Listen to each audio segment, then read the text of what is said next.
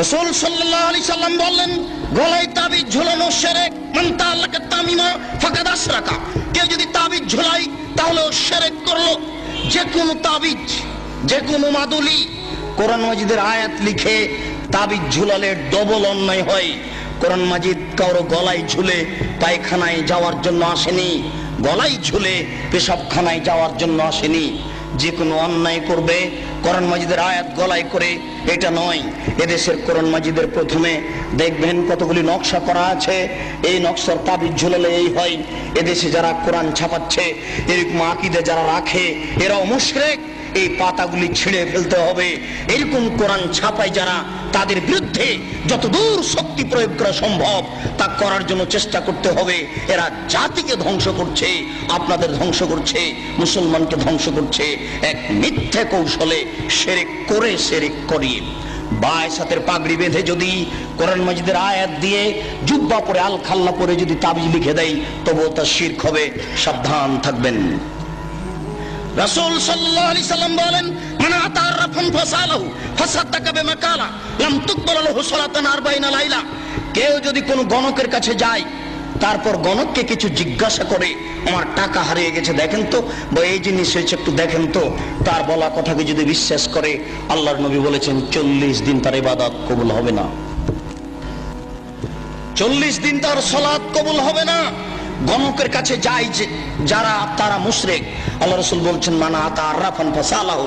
কেউ যদি গণকের কাছে আসে, এরকম লোকের কাছে আসে, ভাগ্য পরীক্ষা করে, তার হারিয়ে যাওয়া জিনিসকে জানতে চায়, তাহলে কোরআন মাজিদকে অস্বীকার করলো, মুহাম্মদ সাল্লাল্লাহু আলাইহি সাল্লামকে নাকচ করে দিল, ও যেন নবীকে অস্বীকার করলো, কোরআন মাজিদকে অস্বীকার করলো। মহা পাপী, বড় পাপী যারা এরকম করে, যারা গণকের কাছে যায়, তারা বড় মুশরিক। সাবধান থাকতে হবে। রাসূল সাল্লাল্লাহু আলাইহি সাল্লাম বললেন, মান হালাফা লিগাইরিল্লাহ ফাকাদ আশরাকা। কেউ যদি আল্লাহ ব্যতীত অন্যের নামে কসম খায়, তাহলে শিরক করলো। কেউ যদি আল্লাহ ব্যতীত অন্যের নামে কসম খায়, তাহলে শিরক করলো। কেউ যদি দুই চোখের কসম খায়, তাহলেও সে মুশরিক। কেউ যদি মায়ের কসম খায়, তাহলেও সে মুশরিক। মায়ের কসম খাওয়া যায় না, কোরআন মাজিদে হাত রেখে কসম খাওয়া যায় না, মসজিদে ঢুকে কসম খাওয়া যায় না, ছেলের মাথায় হাত রেখে কসম খাওয়া যায় না, ছেলের মাথায় হাত রেখে কসম খাওয়া শিরক। এইভাবে হাত চালিয়ে ভাগ্য পরীক্ষা করা শিরক। টিয়া পাখির মাধ্যমে ভাগ্য পরীক্ষা করা শিরক। হাতের দাগ দেখে ভাগ্যের কথা বলা শিরক। রাত্রে ঘরের আবর্জনা ঝাড়ু দিয়ে বাইরে নিক্ষেপ করা যায় না, এই মন্তব্য শিরক। রাত্রে গাছের ফল পাড়া যায় না, এই ধারণা শিরক। রাত্রে মানুষকে বাকি দোকানের জিনিস বাকি বিক্রয় করা যায় না, দেওয়া যায় না, এই ধারণা শিরক। রাত্রে মানুষকে জিনিস কর্জ দেওয়া যায় না, এই ধারণা শিরক। সকালে সকালে দোকানের জিনিস বাকি বিক্রয় করা যায় না, এই ধারণা করা শিরক। অপবিত্র অবস্থায় ঘর ঝাড়ু দেওয়া যায় না।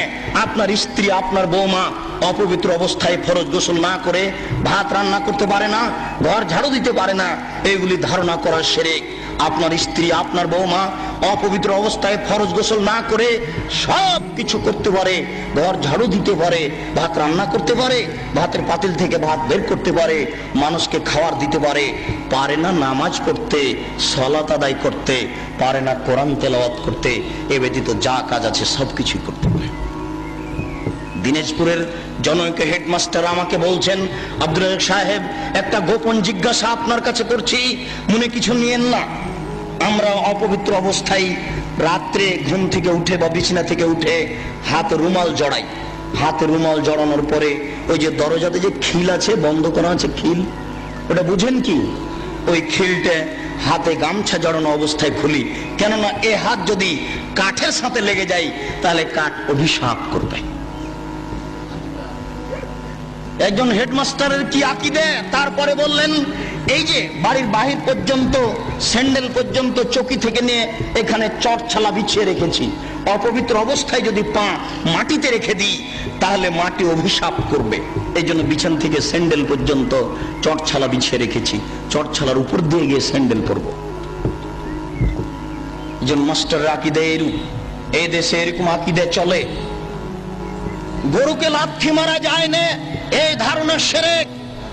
ধানের উপর দিয়ে জুতা পায়ে দিয়ে হাঁটা যায় না, এই ধারণা শিরক। হাত থেকে গ্লাস পড়ে গেলে কুটুম্ব আসতে পারে, এই ধারণা শিরক।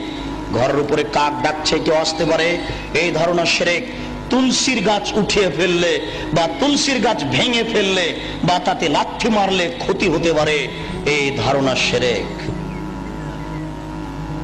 এমন দুনিয়াতে কাজ ও কর্ম আছে যেগুলি করলে এই হতে পারে, এই হতে পারে, এরকম নামে যত মন্তব্য আছে এইগুলি সব শিরকের অন্তর্ভুক্ত। সাবধান থাকুন। রাসূল সাল্লাল্লাহু আলাইহি সাল্লামের ভাষায় বোঝা যাচ্ছে ছবি ও মূর্তি হচ্ছে শিরকের উৎস। আল্লাহ রাসূলের কথাই বোঝা যাচ্ছে ছবি ও মূর্তি হচ্ছে শিরকের উৎস। আলী রাদিয়াল্লাহু তাআলা আনহু বলেন, রাসূল সাল্লাল্লাহু আলাইহি সাল্লাম এক বৈঠকে বললেন, আলী লা তাদু তিনসালান ইল্লা তামাস্তাহু ওয়ালা কাবরান মুশরিফান ইল্লা শাওয়াইতাহু। আলী তুমি ছাড়বে না কোনো উঁচু কবর, সবকে ভেঙে সামান করে দাও।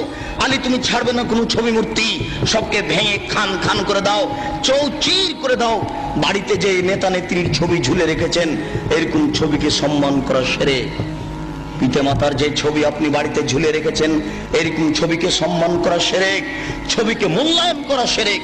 আপনার ছেলে মেয়ের পাসপোর্ট সাইজের ছবি রেখে, আপনার ছেলে মেয়ের লেখাপড়ার জন্য, পরীক্ষা দেওয়ার জন্য পাসপোর্ট সাইজের ছবি রেখে বাড়িতে যত ছবি আছে অ্যালবামের সমস্ত ছবির মুখের উপরে লাথি মেরে সবকে ছিঁড়ে চৌচির করে দিতে হবে, পানিতে আগুনে পুড়িয়ে দিতে হবে, পানিতে ফেলে দিতে হবে। একে মূল্যায়ন করা যাবে না। 1971 সাল থেকে নিয়ে আজ পর্যন্ত এদেশের মাটিতে যত মূর্তি তৈরি করা হয়েছে, সমস্ত মূর্তিকে ভেঙে খান খান করে দিতে হবে, চৌচির করতে হবে। আপনি না পারলে আপনার ছেলে করবে, আপনার ছেলে না পারলে তার ছেলে করবে। কেউ যদি ভাঙতে না পারে, তাহলে যেদিন ঈসা আলাইহিস সালাম আসবেন, সেদিন এদেশের ছবি মূর্তিকে লাথি মেরে ভেঙে চৌচির করে দিবেন। সেদিন কোনো মায়ের বেটা ঠেকাতে পারবে না। কেন? আল্লাহ রাসূল বলেছেন, ইয়াদখুলুল ইসলাম ফি কুল্লি বাইতি মাদারিন ওয়া বারিন ওয়া ইজ্জি আজিজিন ওয়া জুল্লি জালালিন। প্রত্যেক ইটের বাড়িতে ইসলাম প্রবেশ করবে, প্রত্যেক খড়ের বাড়িতে ইসলাম প্রবেশ করবে, শহরের বাড়িতে ইসলাম প্রবেশ করবে, গ্রামের বাড়িতে ইসলাম প্রবেশ করবে। সম্মান সহকারে, না অপমান সহকারে। সবাই যদি ইসলাম মেনে নেয় তাহলে মর্যাদার হানি হবে না, আর যদি ইসলাম না মানে তাহলে পিটিয়ে ইসলাম গ্রহণ করতে বাধ্য করা হবে, ব্যক্তিকেই পিটিয়ে বাধ্য করা হবে। তাহলে ছবি মূর্তিকে সে সম্মান দেবে কি করে? ছবি মূর্তিকে সম্মান করা শিরক, মূল্যায়ন করা শিরক।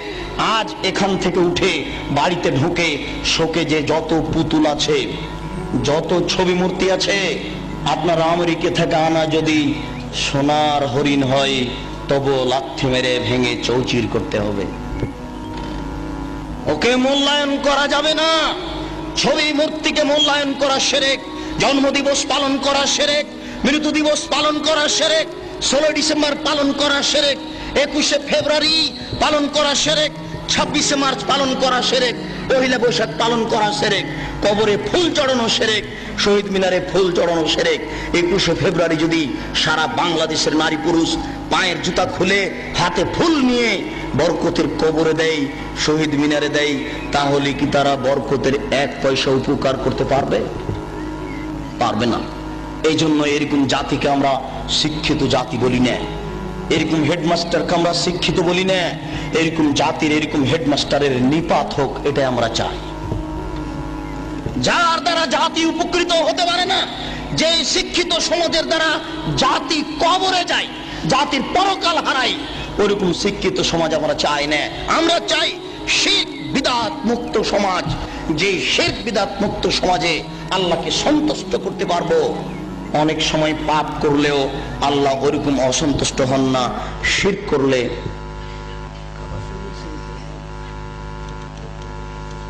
কাবা শরীফে যদি শিরক থাকে তবুও শিরক, কাবা শরীফে যদি ছবি থাকে তবুও শিরক।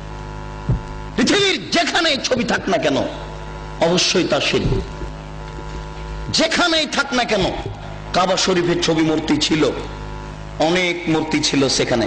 হবল নামে একটা মূর্তি ছিল কাবা শরীফের ঘরের পাশে, হবল, সেটাই বেশি মূল্যায়ন কর। সেই হবল মূর্তির পাশে ছিল একটা পাতিল, সেই পাতিলে ছিল 3টা খড়ি, অর্ধ হাত হোক আর 1 হাত হোক 3টে খড়ি ছিল। একটা খড়ির গায়ে লেখা ছিল ইফাল, করো, আর একটা খড়ির গায়ে লেখা ছিল লাতাফাল, করো না, আর একটা খড়ির গায়ে লেখা ছিল মোহমাল, কিছুই না। তারা ছেলে মেয়ের বিবাহ দিলে বা কোনো সফর করতে চাইলে বা কোনো পদক্ষেপ কাজের গ্রহণ করতে চাইলে ওই পাতিলের ভিতরে হাত ঢুকিয়ে খড়ি বের করত। যদি ওই খড়ি বের হয়েছে যাতে লেখা আছে ইফাল করো, তার মানে হবল মূর্তি বলে দিল এ আল্লাহ নকল আল্লাহ নাউজুবিল্লাহ বলে দিল যে তোমরা কাজ করো, আল্লাহ বলে দিল করতে, এখন তারা করবে নাউজুবিল্লাহ। যদি ওই খড়ি বের হয় যাতে লেখা আছে লা তাফাল করো না, এখন ওদের নকল আল্লাহ বলে দিল যে এই কাজ করতে হবে না, মেয়ের বিবাহ দিতে হবে না, তারা করবে না।